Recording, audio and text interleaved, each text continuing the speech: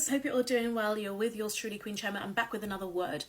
Today we're talking about tolerance, and this is in preparation for kingdom marriage. So many of you are going to be getting married very soon. This could be within weeks, this could be within months, and this could even be next year, right?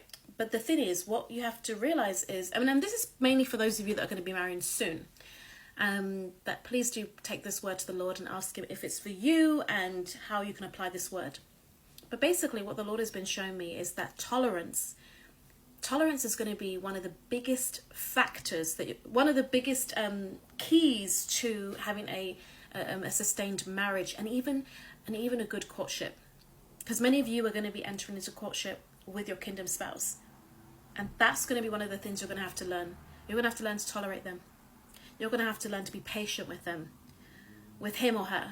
You're going to have to learn to love them, love him or her, even if they're not perfect. And they're going to have to learn to do the same with you.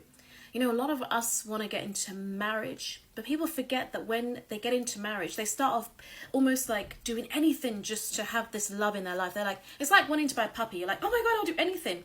But then when the puppy starts to poo on the floor, when the puppy, you know, obviously at first you can't wait to just do anything to look after the puppy. You're like, oh my gosh, you know, because you're so excited. But then when the excitement wears off, the novelty, it becomes this thing of like, oh, you know.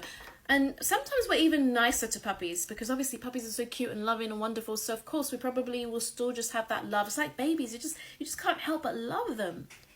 But there will always come a time when, you know, think of parents with teenagers. A lot of them end up hating their teenager. They're like, ugh. Don't get me wrong. A lot of people love their teenagers, but there comes a point where people don't even like their own kids. They prayed for these kids. They begged God for them. And then now they hate their children. They don't hate them, but they love them, but they don't like them. They're like, hurry up and leave my house. You know, they're like, I don't want to, like, you know, it's just, they just get so irritated with their kids. And sometimes it's the other way around. Kids disliking their parents. And I'm not just talking about an argument here and there. I'm just talking about like the way they loved that child when they were a baby. Oh my God, my baby. And then now it's like, ugh, you know, go to your room. That like sometimes even kids want to play with their parents and they don't even want to play with them. They're like, I'm busy, play with your toys. But these are the kids you prayed to God for, you begged God for. And this is the same. This applies to kingdom marriage. Many of you are praying, you're begging God. You'll say, Lord, I'll do anything to have him. Okay, or you'll do everything to have her. I just want to meet her. Okay, but how are you going to treat them in 3 years? Are you still going to have that love, that fiery, passionate love? Watch part 2, guys. I've got more.